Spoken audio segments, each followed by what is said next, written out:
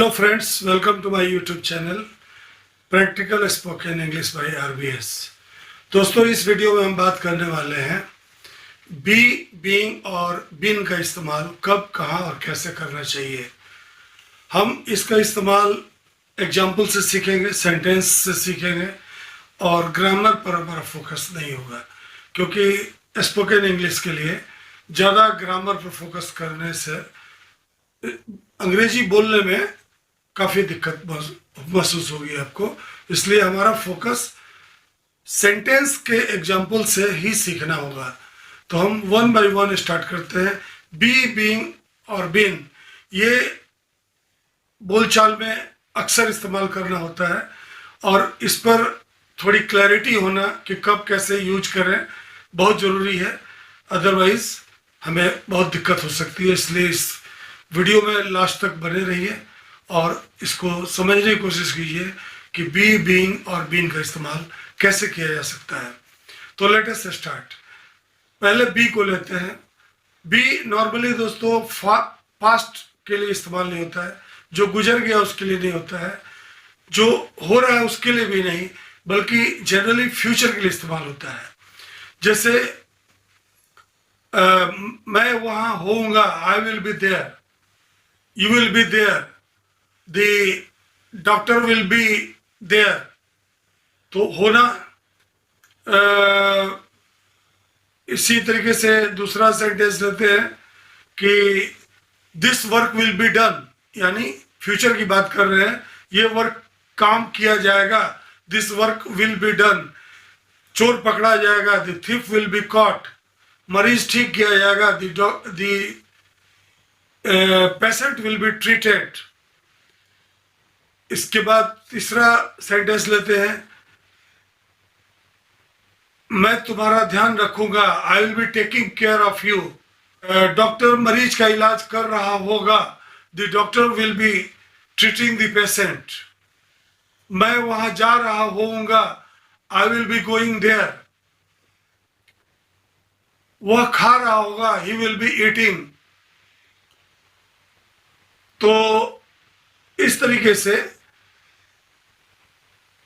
मुझे पढ़ाया जाएगा, आई विल बी टॉट। मुझे खिलाया जाएगा, आई will be fed. Feed, FEED, feed मतलब खिलाना। और वर्ब का तीसरा विल बी लगेगा, तो थर्ड फॉर्म वर्ब का लगेगा। ये चोर पकड़ा जाएगा, the thief will be caught. रोग ठीक किया जाएगा, the disease will be treated. सब। इसके बाद बी का इस्तेमाल ऐसे भी होता है, सावधान हो जाओ, बी कॉशस। कॉशन से कॉशस बना है, CAUTIOUS, कॉशस यानी सतर्क हो जाओ, be cautious. Be conscious of your duties. Be conscious, CONSCIOUS, मतलब जागरूक होना, यानी बी कॉन्शियस, आप जागरूक हो जाइए अपने ऑफ योर ड्यूटीज, अपने कर्तव्यों के प्रति। ये किया जाना है, it is to be done. मेरा एडमिशन किया जाना है, I am to be admitted.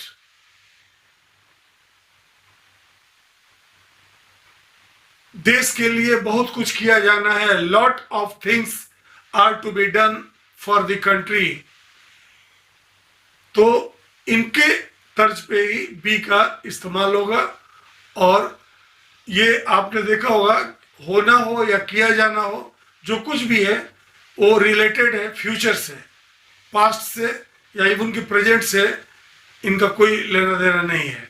अब हम बीइंग के बारे में, BEING बात करते हैं। तो बीइंग निरंतरता, कंटिन्यूटी, यानी the patient is being treated, यानी पेशेंट का ट्रीटमेंट पहले से चल रहा है, इज बीइंग ट्रीटेड अभी कंटिन्यूड है। तो आई एम बीइंग हरास्ड, मुझे हरास किया जा रहा है। आई एम बीइंग यानी मुझे हरास करने का काम पहले से शुरू हुआ है और अभी तक चल रहा है। The book is being red, या किताब पढ़ा जा रहा है, खाना बन रहा है। The food is being prepared.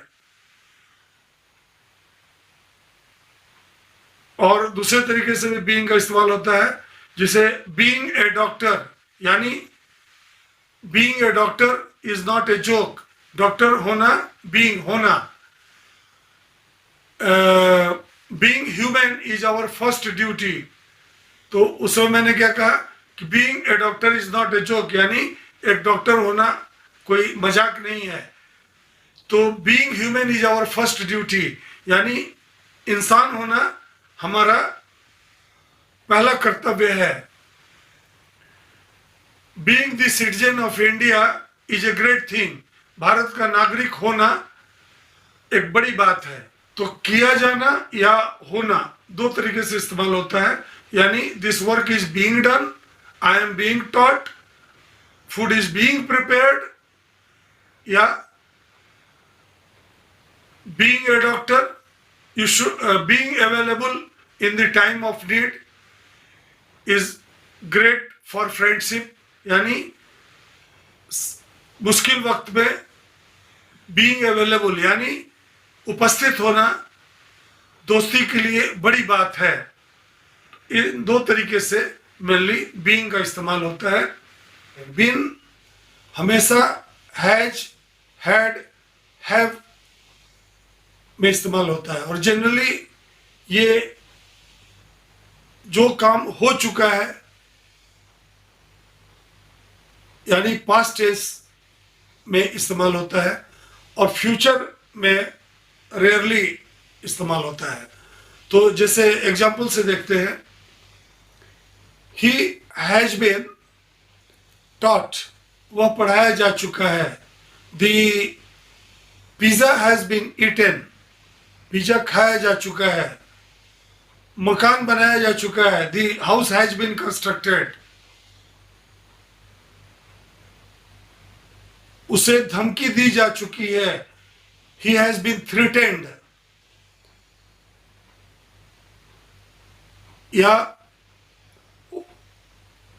ऐसे भी इस्तेमाल होता है कंटिन्यूटी में, जैसे ही has been doing this work for 2 years, वह यह काम करता आ रहा है कंटिन्यूटी में, यानी लंबे समय से 2 सालों से यह काम करते आ रहा है। The doctor has been treating the patient for almost a month, यानी लगभग 1 महीने से डॉक्टर पेशेंट को ट्रीट करता आ रहा है। जैसे had the doctor come on time,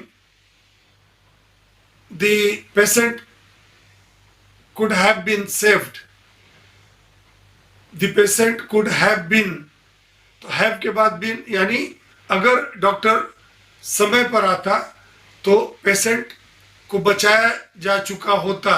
the patient could have, बचाया जा सकता। होने के क्रम में ऐसे भी हम बोल सकते हैं कि there has been general peace in the country for a long time, यानी has been यहाँ भी कंटिन्यूटी है, यानी there has been peace in the country, यानी देश में शांति रही है for a long time, एक लंबे समय तक शांति रही है। तो दोस्तों be, being और been के और भी आप सिमिलर सेंटेंस बना सकते हैं, और इसको प्रैक्टिस कीजिए और इसी से सीखिए कि बी, बीइंग और बीन कैसे वाक्यों में इस्तेमाल किया जा सकता है। जैसे हम ऐसे भी एक प्रैक्टिस पैराग्राफ हम ऐसे बोल सकते हैं, जिसे when I was in Mumbai the things had been very difficult. जब मैं मुंबई में था तो चीज़ें काफ़ी डिफिकल्ट हुआ करती थी। The things had been very difficult. Had there been better facilities, had there been better facilities, अगर बेटर फैसिलिटीज होती तो मैंने और अच्छा किया होता। Then I would have done much better. I have been trying my best for the success, मैं अपनी सफलता के लिए जितना संभव है I have been trying my best, मैं भरपूर कोशिश करता रहा हूं for my success, but I will be getting success only when the right time comes. लेकिन मैं सही सफलता तभी पाऊंगा, आई विल बी गेटिंग, जब सही समय आएगा। One of my relatives could have been saved, एक मेरा रिश्तेदार बचाया जा सकता had the doctor come on time, अगर डॉक्टर समय पर आया होता। It has been very painful, ये बहुत ही दर्दनाक रहा है। Being a good doctor is not a joke, अच्छा डॉक्टर होना कोई मजाक नहीं है। You have to be very prompt and alert about your duties, आपको बहुत ज्यादा प्रॉम्प्ट होना है और अलर्ट रहना है अपने जिम्मेदारियों के प्रति। Such things are to be taught in the medical colleges, ऐसी चीजें मेडिकल कॉलेज में पढ़ाई जानी चाहिए। आर टू बी टॉट यानी are required to be taught, की जरूरत है, पढ़ाए जाने की जरूरत है ऐसी चीजें। इस तरीके से आपने देखा दोस्तों कि बी, बीइंग और बीन का इस्तेमाल बोलने में कैसे किया जा सकता है। अगर वीडियो अच्छा लगा और अभी तक आपने मेरे चैनल को ज्वाइन नहीं किया है, सब्सक्राइब नहीं किया है, तो सब्सक्राइब कर सकते हैं और बेल बटन दबा के ऑल क्लिक कर दीजिए और लाइक कर दीजिए वीडियो को। मिलते हैं अगले वीडियो में एक नए टॉपिक के साथ, एक नए एक्सप्लेनेशन के साथ। तब तक के लिए bye, thank you very much, see you.